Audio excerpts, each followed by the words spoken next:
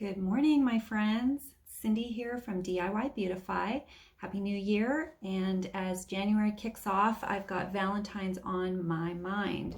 Today I want to show you how to make these inexpensive coasters, heart-shaped coasters using rope from the Dollar Tree. The back of it is a piece of felt. It's absorbent, and you can see I made it large enough. It's slightly bigger than my hand. So it's perfect for those Ray Dunn mugs and pretty much anything you want to put on them. I'm going to flip this around and we'll get started. All right, let's go through the supplies that you're going to need to make one of these heart coasters. Actually, you'll get two of these coasters with the supplies I'm going to show you. Obviously, you'll need a hot glue gun and a bunch of glue sticks.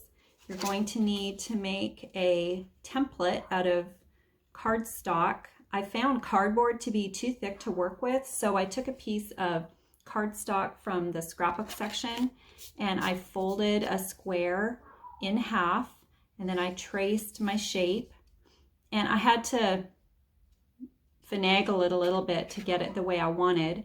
You do want to have a fairly deep V here, and I'll show you why in a minute. But as you can see, the finished coaster ends up being a little bit bigger than your template, so keep that in mind. You're also going to need some felt, whatever color you want to use, a pen for tracing, a pair of scissors for cutting, and some of this rope from the Dollar Tree. It's called nautical rope, and I think I got 2 coasters out of one package, plus a little bit of extra left over. So the first thing to do is get your hot glue heating up, your glue gun, and then we're going to trace this template onto the felt. I'm just using a black ink pen.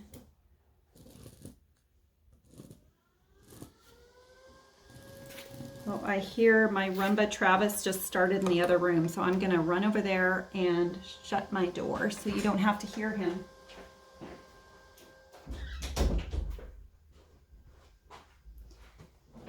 Do you guys name your vacuums? My daughter thought it would be a good idea, so Travis it is. Travis is doing the work. All right, so just come back in and cut right along your marked line. This doesn't have to be perfect because it's obviously going to be covered in rope in a minute.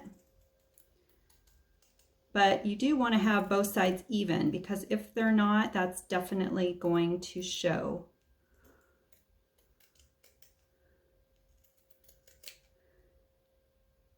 All right. Keep your scissors handy because we're going to use these as we get near the end of wrapping and gluing our rope. We're going to use these to poke that rope down because the space is going to get fairly tight. You'll see what I mean in just a second. All right, so find an end, and you can see it's just cut flat on the end, and I like to give it a little bit of an angle. There is a piece of plastic that is just keeping it from fraying, and I'm not going to mess with that. I'm just going to cut a little bit of the bulk off. You can see I didn't cut very much, just a little bit. All right. And I like to start it right at the bottom with that end that I trimmed down. Now when we glue our rope to this first outside edge, we want to slightly overlap it so that you're not seeing the felt. So I'm going to just get started here and lay a little bit of glue down.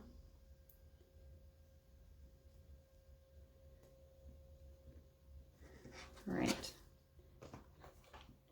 And then it's just a matter of gluing. Just hold each spot for just a second to give it a chance to stick.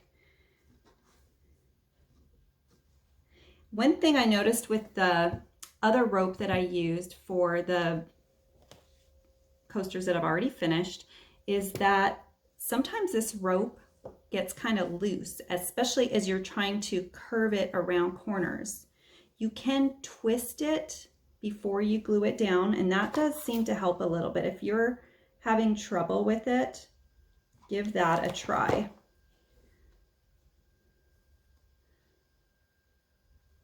All right, so now I'm ready to make my first major curve here. And before I even glue it, I just kind of use my fingers and bend the rope so that it's going to make that curve that I want it to make. And you can see that I'm not putting a ton of glue down. I'm just doing about an inch or an inch and a half at a time. It's kind of just a slow and steady process. You don't want to take the chance that your glue is going to cool before you get to that point with your rope.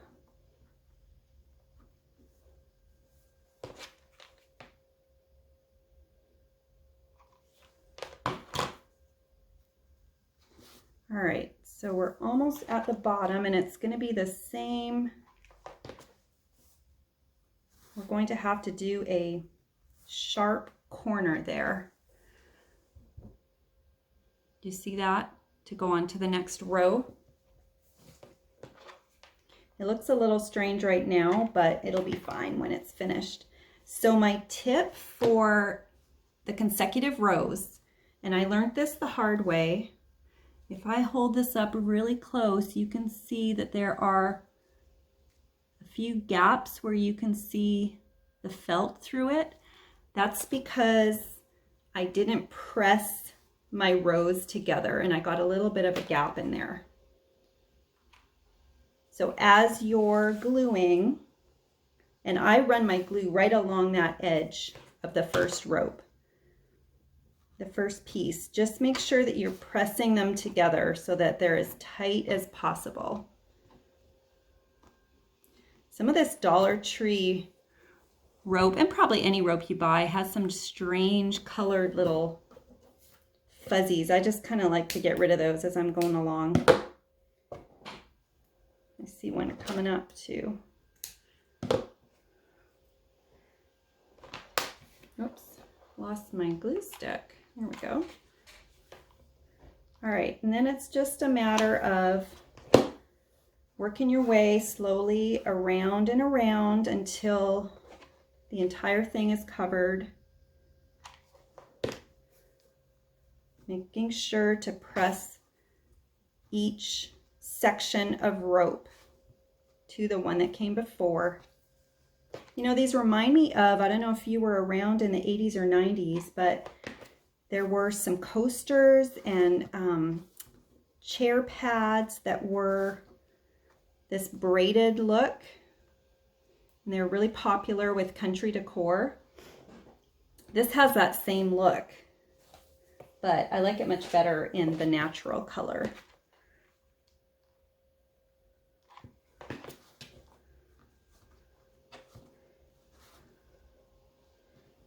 All right, I'm going to speed this up.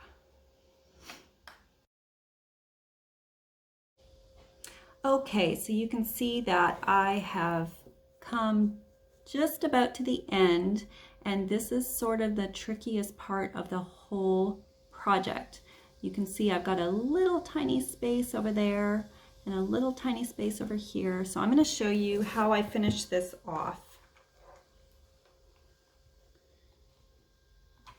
If I can, no, I'm not going to be able to. Okay. So I stick my rope in that end, and I'm going to have to cut it off because there's no way I'm going to be able to turn this around and fit that in there like that, right? There's just no room left. So I'm going to just cut the rope,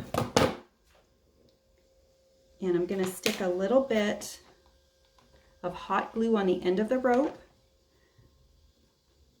And then I'm going to poke it into that space with the tips of my scissors. You can use your fingernails, but it's hot glue, so probably wouldn't recommend that. Once the glue dries, it's really easy just to pick it off the end of your scissors.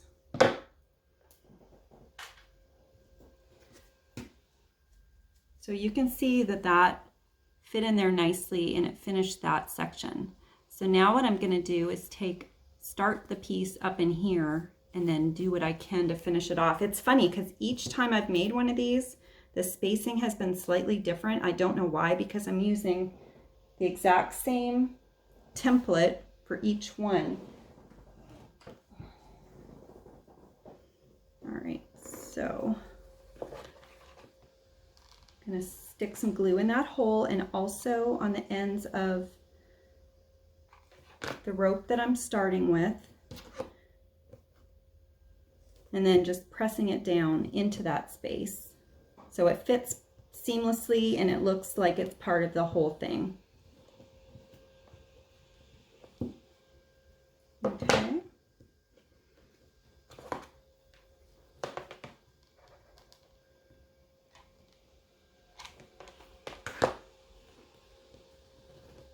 It does get a little bit tricky in this center spot, and I'm going to have to do another cut.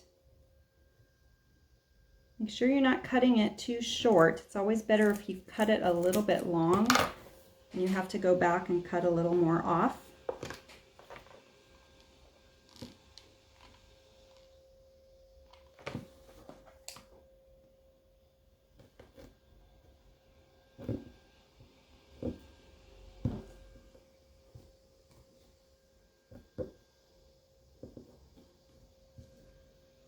And I'm going to show you a trick when I'm done here for getting rid of all this extra hot glue, the strands and if it shows white on your project. All right, so you can see I filled those corners, but I've got a little space left in there. So I'm just going to take and cut another piece and fit it in there.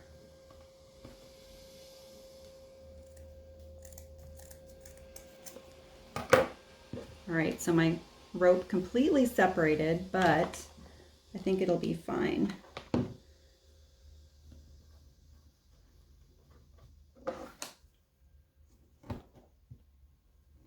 The scissors are a really great tool for jamming in those little ends and getting them to stay put.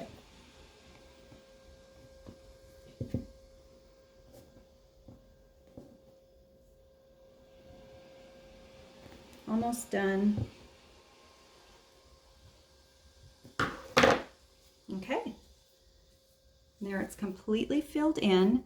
Now I'm going to go back with my scissors and trim up some of the felt from this area here so that it's not noticeable. These make really sturdy coasters. I like how they feel. And I think they'll be perfect for glasses that, what's it called? When the moisture drips down the sides, because they'll be absorbent. All right, so then if you want to trim up any of the little fuzzies, now's the time to do that. Let me show you how I deal with those pesky bits of hot glue, the little strings, as I peel them off my nails.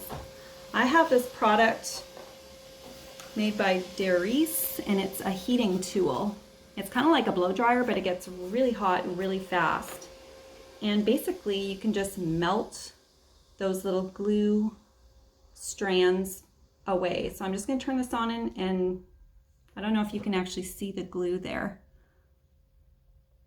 but let's get this done. Am I not plugged in? Maybe I'll move all these fuzzies so they don't blow across my desk. Okay. There we go.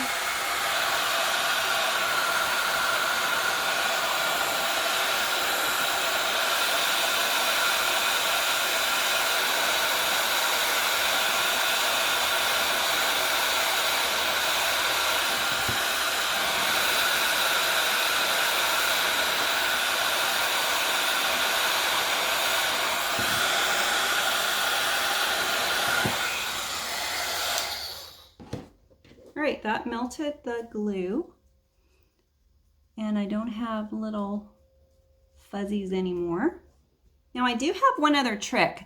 This jute, I don't know if you can see, it's very furry.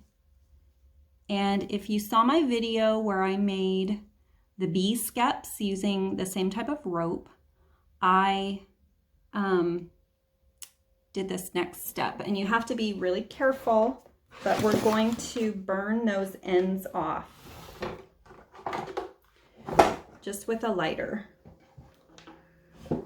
You want to keep it moving very quickly, but what it'll do is it grabs and just burns any of those excess little bits of fluff.